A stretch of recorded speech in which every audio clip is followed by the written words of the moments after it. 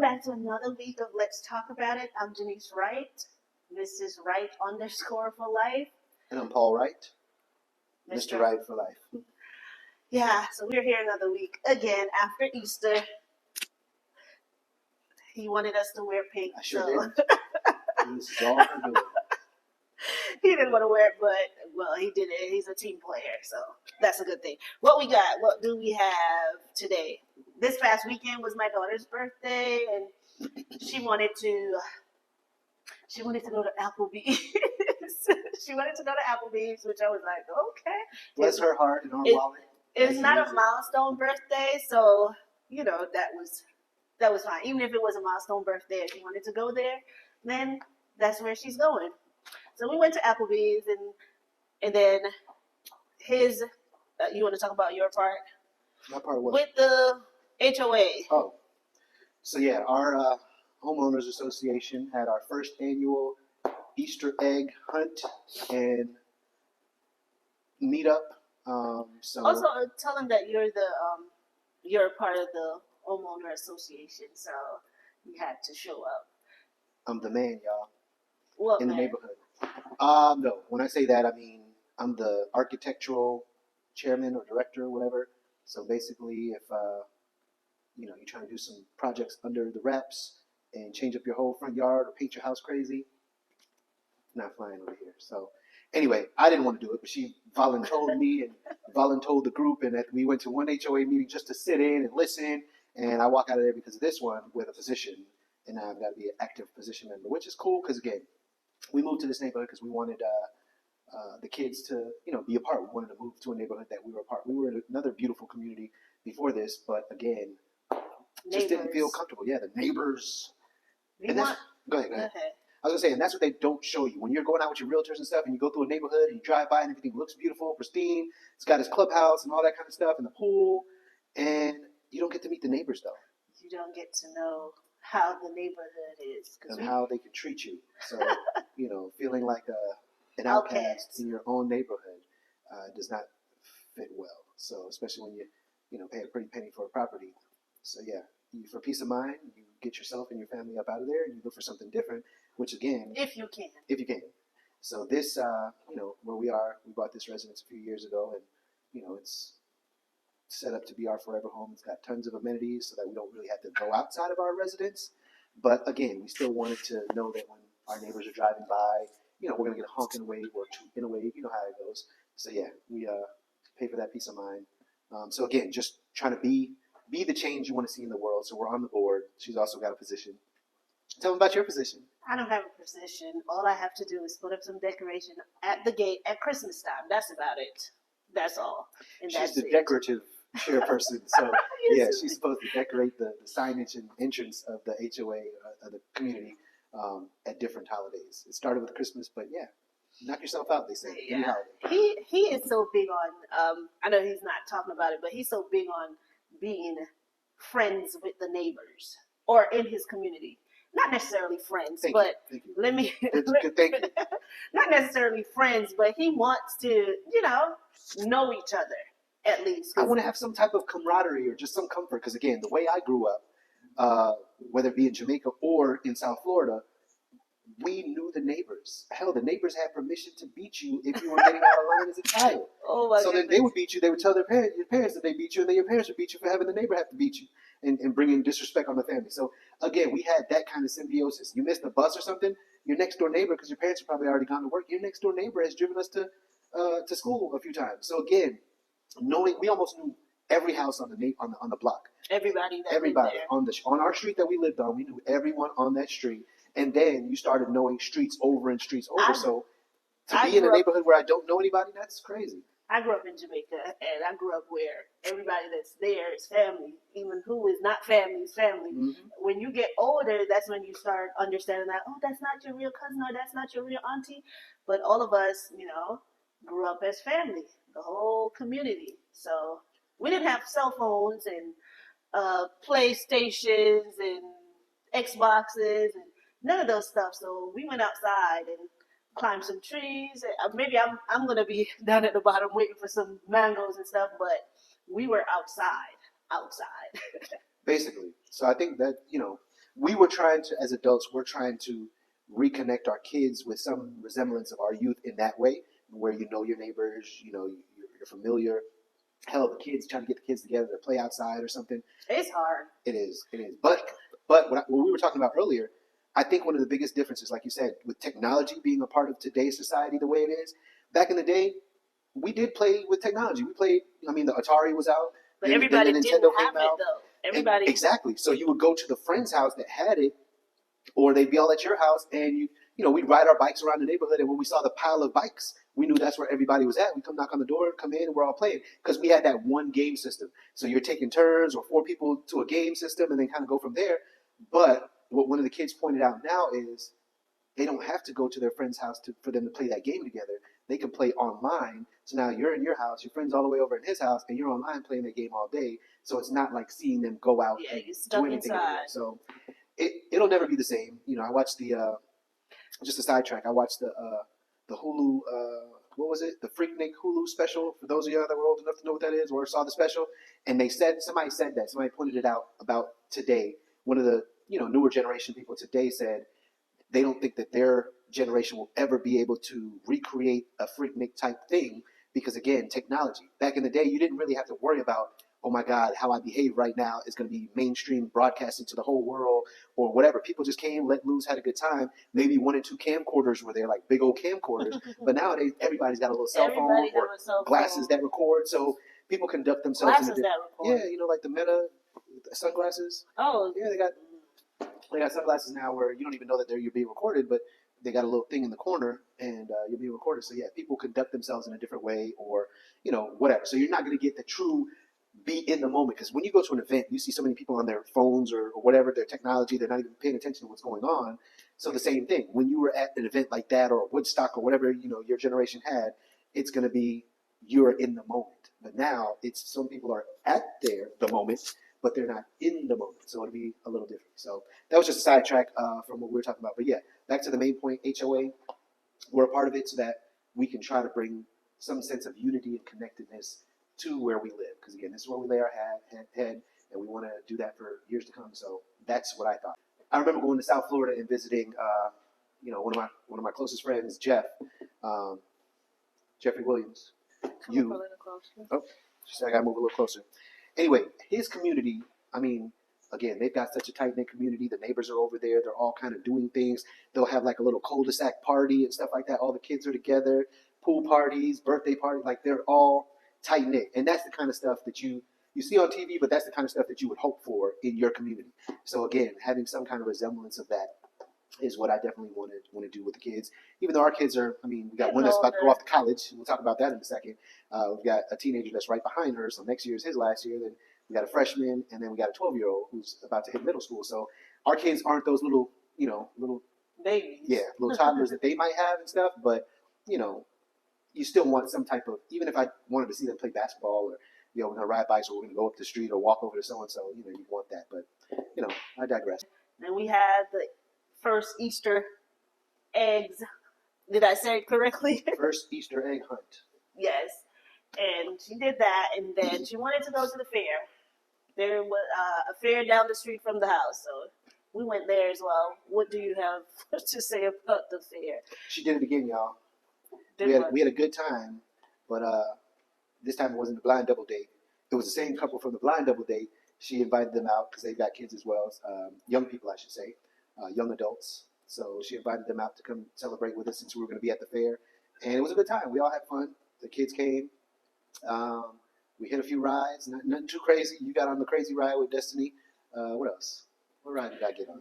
I know. We did bumper cars and stuff. So yeah, cool. You did the little horseback ride, that slow carousel up and down. But the thing that he was saying while he was at the fair was, the people that work at the fair, like they are kind of different. What you mean? Like with skills. Look, you like. You gonna help me on my gambling? Yes. So he was hooked on this one bottle game. Listen, it was the only game there that was winnable to me. Everything else might have been luck and is rigged in the house's favor. This one, if you saw the technique and just mastered the technique, anybody could win it. And funny enough, while we were there playing, and he showed us several times on different units, a girl came and you showed, boom, she won it on her first try. So again, it showed us it can be beaten. And Gabby and I came so close that we were so hooked. And we probably, I mean, the cool thing is it was $1 a game. So again, some of the games were like $10 a game. So this was $1 a game. You know, you could go through 20 bucks and have 20 tries, and you know, chances are you might get it. I didn't go through all 20. I kept trying to get other people hooked, so I would give them a chance or opportunity and buy their chance to try. So I should have just did all 20 for myself. And I guarantee you I would have won it because I was so, especially on the last time I went, I was so close. But then I was like, you know what? Kyle, being the little responsible person he is, kept trying to pull us all away. Like, all right, that's enough, that's enough, that's enough. He kept grabbing us and snatching us away. So I just said, all right, you know what? I'm out. It's hard for me to get hooked on anything. Once I see money just going just like that, Okay. I don't care how much it is. I just feel like, I guess that's where my quitting come in. Or Yeah, I don't got no what clue. would you go and say?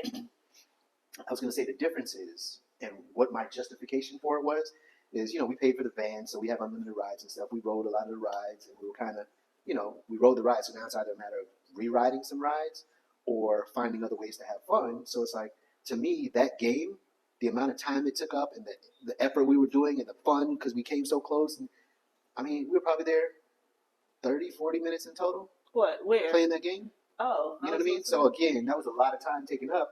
And if you look at the time versus the money ratio, I spent less than 20 bucks and got us all chances to play or whatever. So it was, to me, it was money well spent and time well spent to be able to do that. Because the object is to go there and have fun, and I was having fun doing that. So okay. What else you got on the business side? With our rentals, hire car. the rentals are rentaling. You know, some of our economy cars, like I told you guys, the engine's replaced and all that stuff, and they're back out and they're out on these streets. They making money. They earning their keep. So, yeah. Yeah, still some crazy drivers, but they're out there. If it's up to her, they'd all be parked or sold. But to me, some of them all doesn't make sense because again, especially when you have a vehicle that has a number of miles on it. Because again, these are Priuses; they can go like 1,000,000 miles. So again, with them having, they got tons of miles on them. One of them's got 200 something. One's got 300. One's got 300,000 miles on it. So now imagine what the Kelly Blue Book on that is on either of them. Not much at all. You probably get 1,500 bucks, maybe 2,000. It's not worth it. So I could get the 2,000 or 1,500 in a month of renting it. So it just makes more sense to rent it out and take a chance on these people and hope and pray that they don't tear it up too bad. And if they do, the insurance will cover it and keep it moving. Okay. What else? So we're, starting out this month trying to get ourselves ready for the Peachtree Road Race. So we're walking every morning, and we're on this diet thing for the next 7 days. Well, what is it? You're not doing it? It's more of a fasting cleanse or something like that. It's fasting. What is it? Intermittent fasting. She's got me on. Where we only eat from. It was 12 to 8, but then normally we don't even eat usually after 8. So I'm like, we gotta switch it up. Today we're going forward. We're 11 to 7. We're mid shift, so we're 11 to 7. 11 to 7, 8-hour window, and we only could have 2 meals and a protein shake. So she is irritable as heck, y'all. Y'all can't see it on camera, but when this lady don't get carbs and eat. Hey, I'm not that bad. Why you act like I'm that bad? I'm not that bad. You guys can't see our daughter Destiny off camera over there. She's just shaking her head. So yeah, I just saw her. Yes, she did. She didn't take. I'm angry. Girl, bye. You're hangry. Hungry, angry, hangry. What about you? I'm fine, yo. I'm not new to this. I'm true to this. You know what I'm saying? I'm not new to this. I'm just overall an angry person. Right, Destiny? I'm an angry person. No, I'm not. But anywho, I have a question that I'm going to ask you. And maybe a few questions. I'm going to start. Let's talk about it. You bring Babe to a family cookout. Your same-sex cousin sees food on Babe's lip and gently wipes it for him/her. What do you do? A, you want me to read it over? Mm-hmm. A, tell a family elder. B, check your cousin. C, check your babe for letting your cousin do that. D, nothing at all.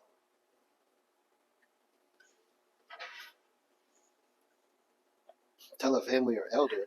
Family Check elder. your cousin. Check your babe for letting your cousin do that, or nothing at all. So, the same sex as me, Yes. my male cousin brushing something off the corner of your mouth or something like that. Wiping it nicely. Gently wipes it. Gently wipes it for him or her. I would assume I wasn't sitting there. I wasn't there. I probably walked away or something. On my way back, I kind of see somebody doing that. I mean, first of all, it's family, so I'm probably not going to wild out. You know, I might. I don't know. I'm not going to wild out. So my options would be probably D, do nothing at all. Because again, you know me, I'm not really a jealous type. First off, and two, we're in a circle of family. So unless I already saw that family member really trying to hit on you, or pursue you or something, and you had said, yeah, I feel awkward around so and so. They always trying to give me hugs and push up. Then, if there was already a precursor to that, like something for me to keep a red flag on, or keep an eye out for, then yeah, I would have been like, yo, what you doing?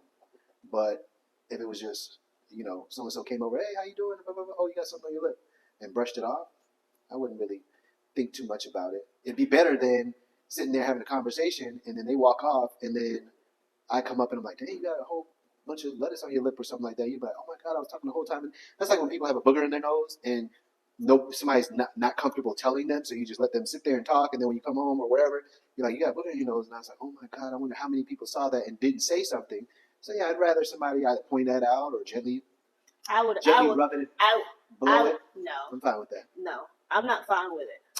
Your cousins are probably up to no good. No, I don't think so. No, I do not think so. So if your cousin came and said, "Oh, Paul, you got something?" Yes, no, you don't do that. You tell him. I would check my cousin. It would have been a B. Check your cousin, because I would have said, check your cousin. I would have checked. They said check your cousin. B. You know what? This sets you up. This is a setup. No, why didn't it say?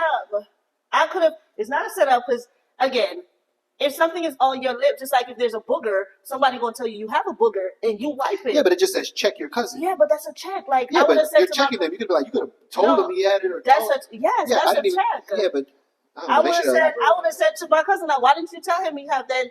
To see, I don't know what's on your hand, where your finger been, or whatever you put in your hands in. No, don't do that. Don't put your hands in my man's face. Don't do that. Yeah, I guess I would have said you could have told him that he had something on his mouth. Don't see, do that. That goes back to the previous message we had just said. She's usually an angry person. So that's not true. You quick to check somebody. You could have told him. That's a lie. He's more quick to check somebody. I'm very laid back until you push me. If you come like that, if a chick, cousin or not, just come over and go like, he don't even like people touching his damn face or anything. So keep your hands to yourself, people. Don't touch my face, please. Especially my lips. Of course not. He don't like people touch. So for them to, no, thank you. For a cousin, it doesn't matter. So him saying, it's family. I don't care if you family or not. You tell him like, it's like you got something. Just rub my lip. You stupid. Frighten her. Oh my God! Don't touch my mouth. I'm fine. Just tell me it's there. Yeah. So yeah, I don't care if it's cousin or not. I'm gonna check you. Meaning we're not gonna argue, but I'm gonna tell you next time. Why didn't you tell him? That's why I didn't like the check, because the check sounds like it's gonna be an argument. Like you check your bae or you check your cousin. Either one is like. But I guess to check your cousin sounds harsh, because again, I'm not gonna start a scene because you brush something off my significant other. That's not cool. Like, I'm okay, thank you for doing that. But you're right. But next time, just let them know it's on there. You don't got to be gently brushing nothing off. Oh, so on your booty. She said it, so I was brushing it off. I think I might check more of that than the lip. Than the lip, because the lip is, you just your lip is very sensitive. That goes inside your body. Like you lick your lips all the time. To me, that's not a sexual. Me going. That is sexual too. That is sexual. So the lips versus brushing something off their butt or their front area. Which one? I feel like, what do you mean front area? The private part? In your front. Well, the front is a no-no. Absolutely. The front is a no-no. So you'd be fine with the lips over brushing something off a butt? Like if somebody I'll be fine with the butt over my lips. That's crazy. I wouldn't. I'm fine with somebody brushing off something off your lip than to be brushing off your butt. I don't want you to put your hands on my mouth. I have to eat with it. I don't care. At that point, then you've created a rise in me. At that point, because again, the lips to me, I'd have been okay with my cousin doing that.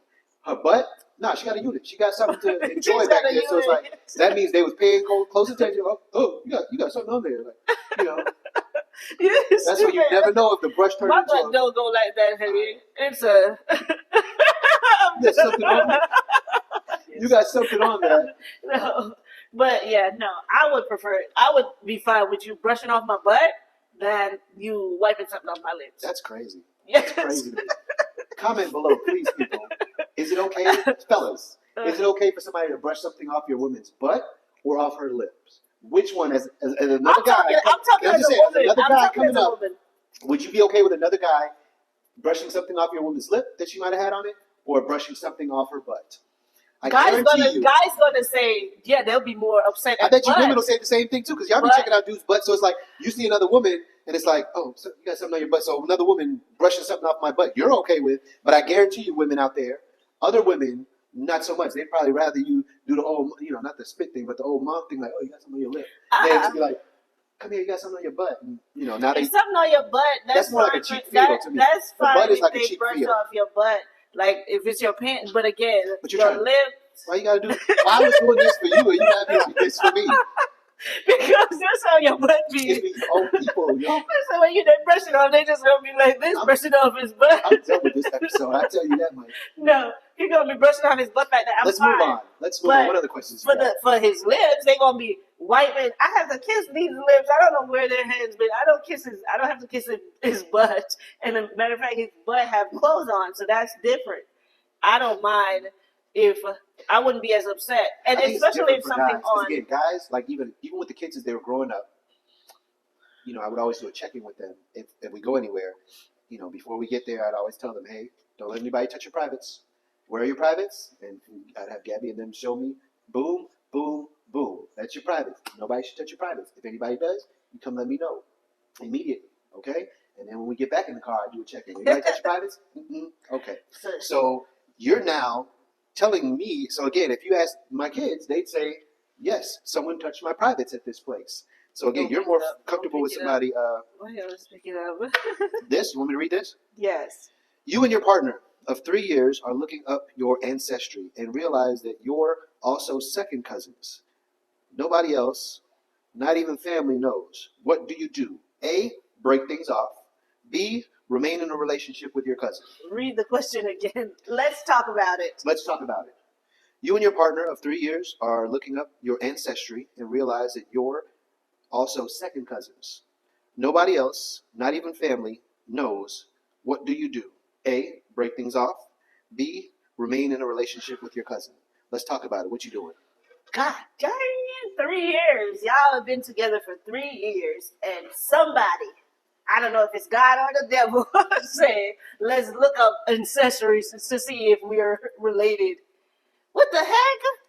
What you doing? I don't even want to answer. What you doing? 3 years and you have a good relationship. Your relationship going good with your cousin. Second cousin.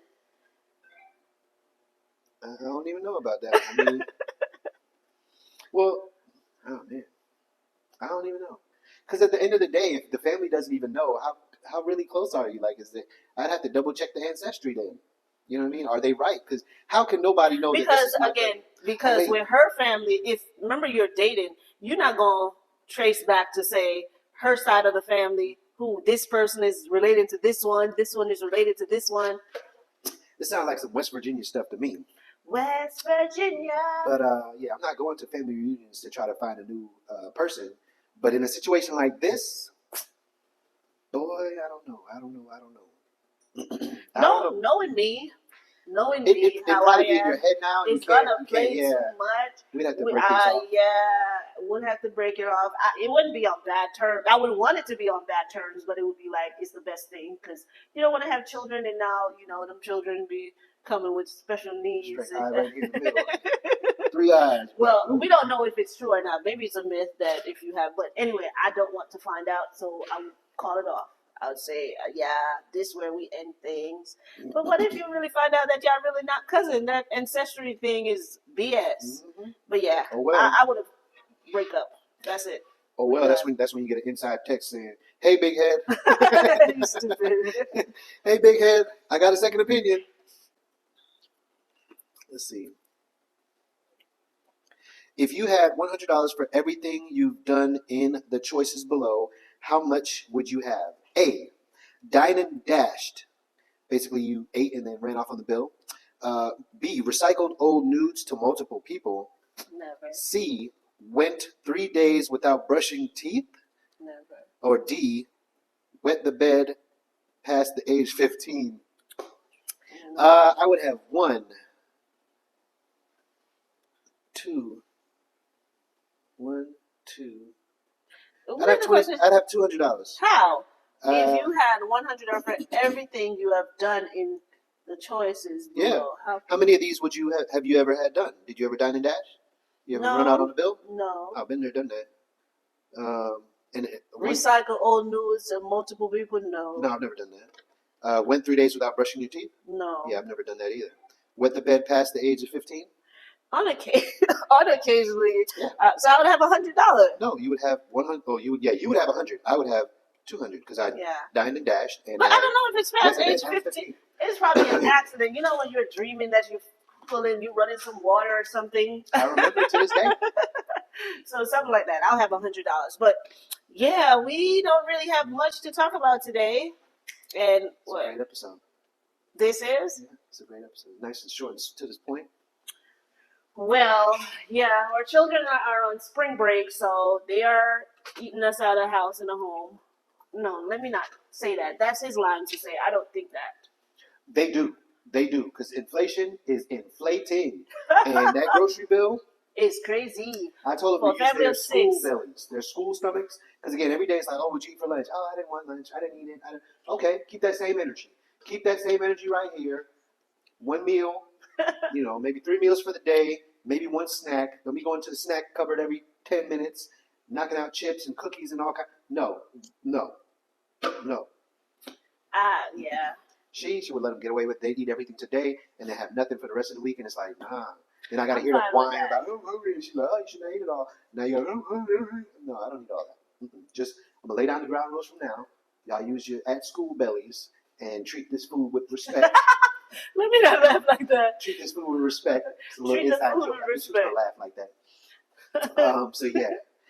Anyway, we're going to wrap up this episode, people, because I want to get to a koi shop to go check out some koi fish real quick. He's obsessed with koi. Do you know last night, what's it called? Pronounce it. A how? Spell it.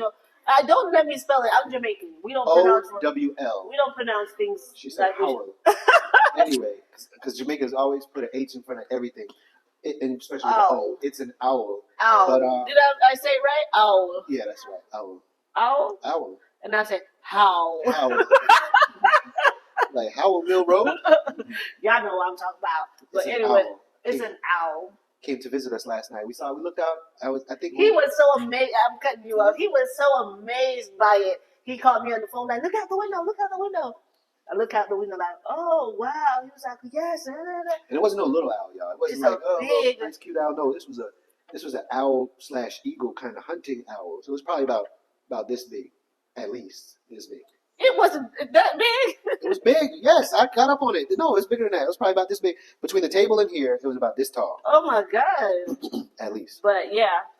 It was sitting on our pool fence and it was looking down. So I wasn't even, thinking two things. I was looking at one of our smaller koi ponds. So I'm looking in there, checking out the fish, and I saw something move out of my corner of my eye. So I looked over by where the pool is and I saw it sitting on the fence and it's being